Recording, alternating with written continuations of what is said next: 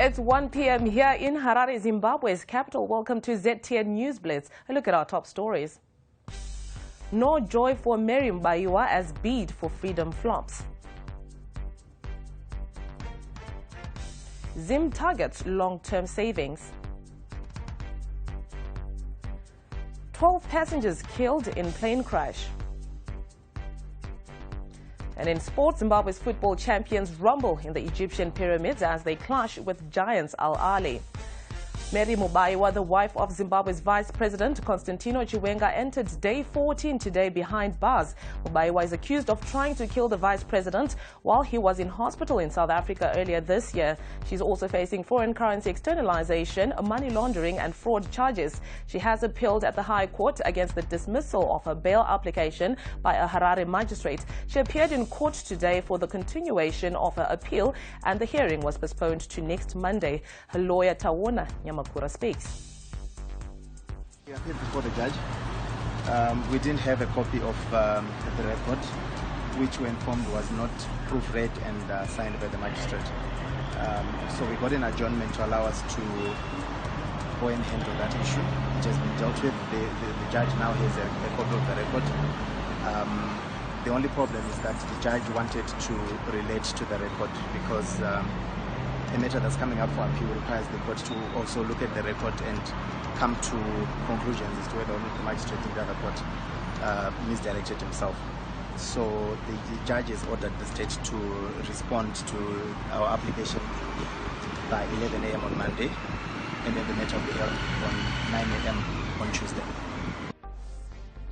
Zimbabwe has intensified its drive to cultivate a savings culture, with Finance Minister Mthuli saying Treasury is working with the Insurance and Pensions Commission (IPAC) to grow long-term savings, while Zimbabweans who lost long-term savings in 2008 after hyperinflation still express skepticism over insurance industry and its ability to store value. Minister Ncube says this will change by 2030. He said Zimbabwe was targeting an insurance penetration rate of at least 20% from the present paltry 3%.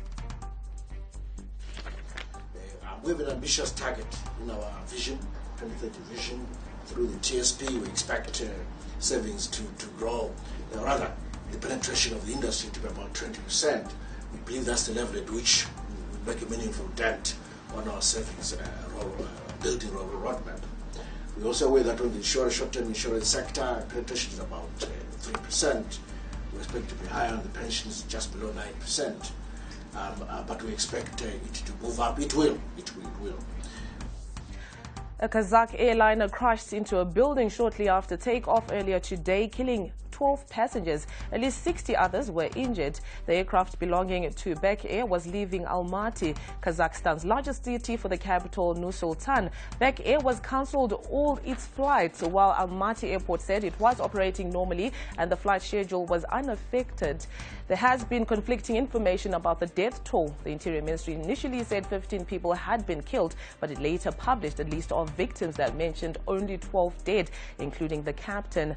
Maralman, one of the survivors, said the plane was shaking during takeoff. She said it first felt as if the plane had landed, but in fact we hit something.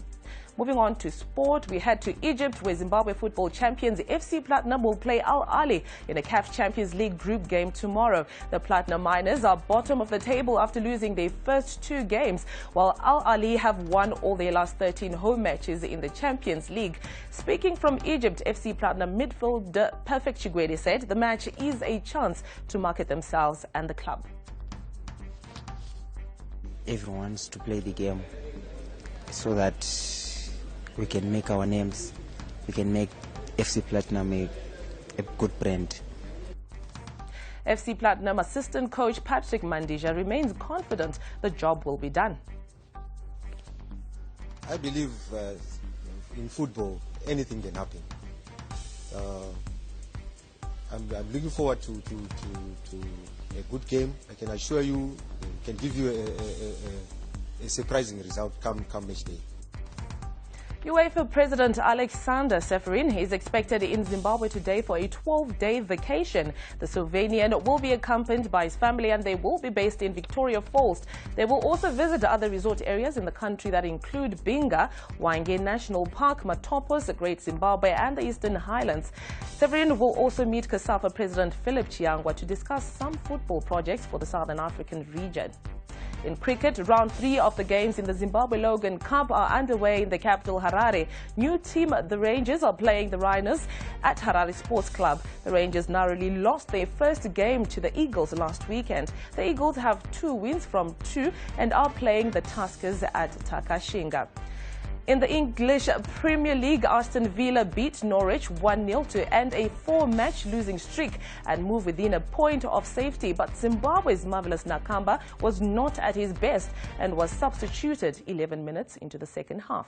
In the English Premiership, prospective Zimbabwe Warriors striker Macaulay Bonk scored twice as Charlton beat Bristol City 3-2 to make it 8 goals this season.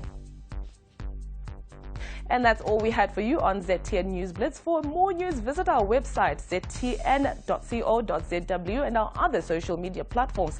Thank you for watching. Happy holidays.